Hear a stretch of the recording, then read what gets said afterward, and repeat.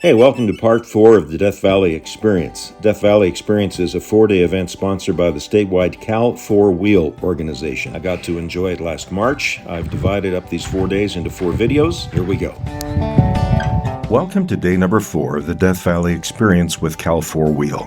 Today we're heading into the high desert country toward Gold Mountain.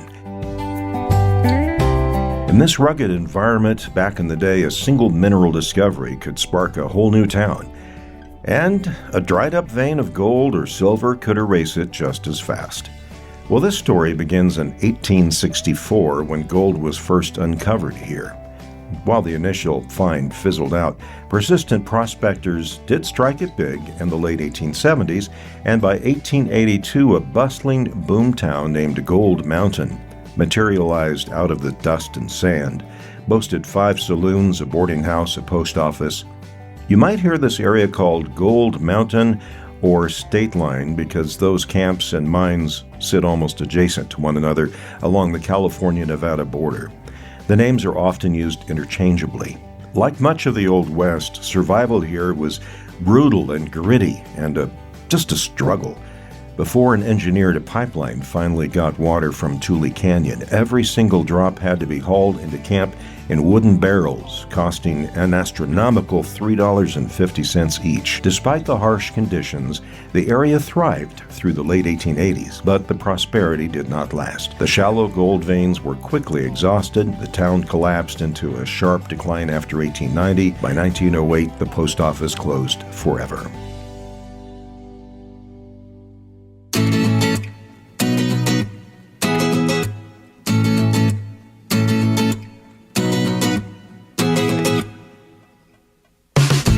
Imagine a dusty patch of Nevada desert in the 1880s.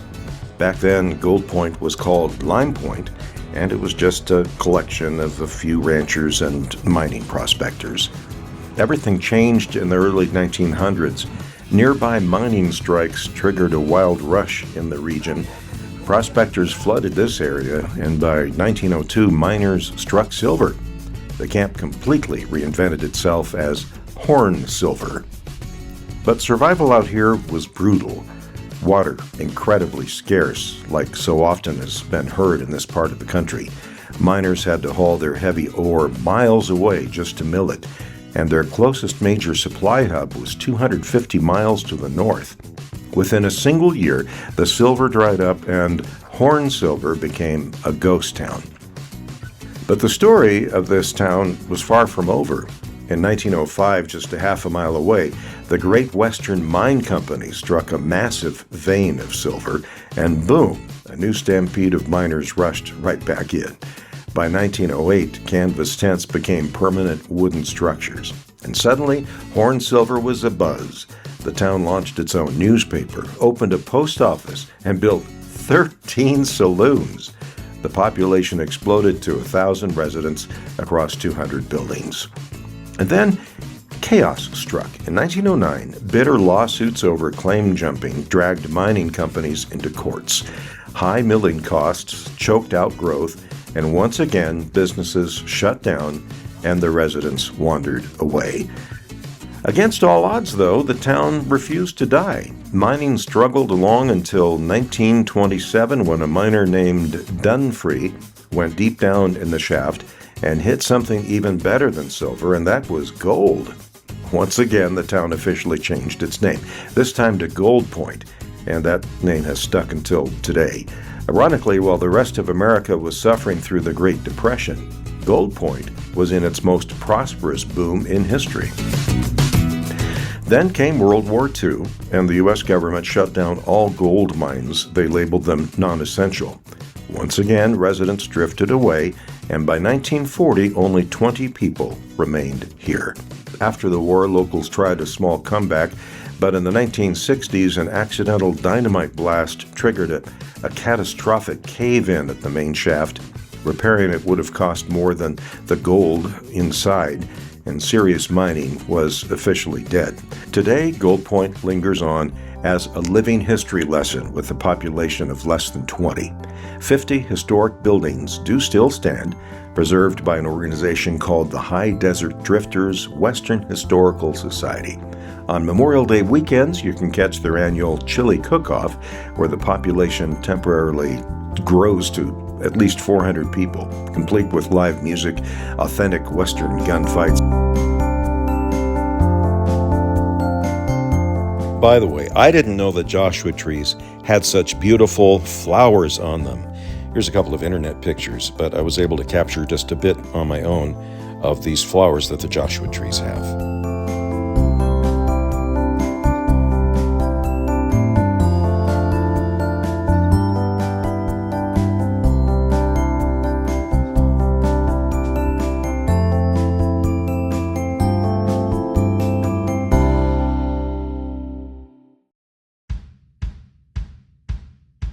Tucked away in the hills of Nye County, Nevada, lies the ghost town of Rhyolite, and that's where we're headed next. It's about 120 miles northwest of Las Vegas. It's right on the eastern edge of Death Valley National Park. Well worth stopping in and taking a look. The story of Rhyolite begins about 1905, when a massive gold discovery changed these quiet desert hills into a booming mining district. Thousands of optimistic gold seekers, miners, and business owners flooded the area. Most of them settled here in Rhyolite, right next to the biggest gold producer of the region, the Montgomery-Shoshone mine. The next year, industrialist Charles Schwab bought this mine. He poured money into the infrastructure. He brought in piped water, electrical lines, and a railroad network. And by 1907, the remote desert outpost had transformed into a bustling city, with electric lights, water mains, telephones, newspapers, a hospital, a school, an opera house, even its own stock exchange. Experts say at its peak, the town's population was about 5,000 residents. But as happens so many times in these districts, Rhyolite declined as quickly as it rose, because once the richest gold ore was exhausted, production plummeted. In addition, outside economic disasters also slowed down investment capital, including the 1906 San Francisco earthquake and the financial panic of 1907. By 1911, the mine closed its doors for good. Unemployed miners quickly scattered to other towns,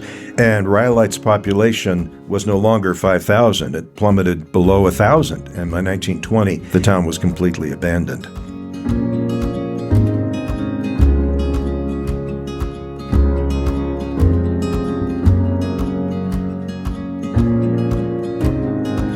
Well, that about wraps up our excursion in Death Valley, the Death Valley experience that I got to enjoy and participate in March of 2026, sponsored by Cal 4-Wheel, statewide off-road organization.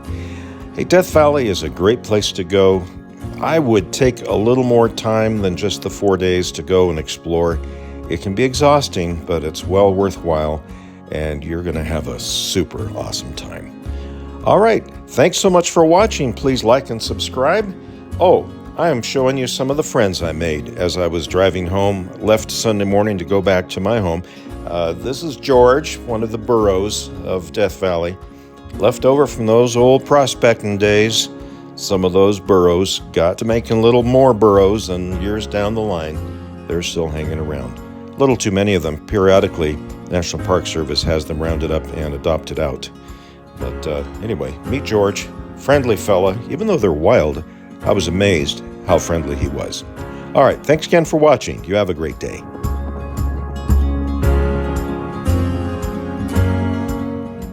I hope you have a nice day.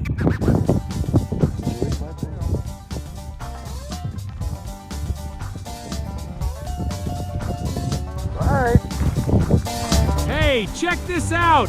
This is the life. Thank you for watching. Ken, the Jeep guy. Come back again and be sure to like and subscribe.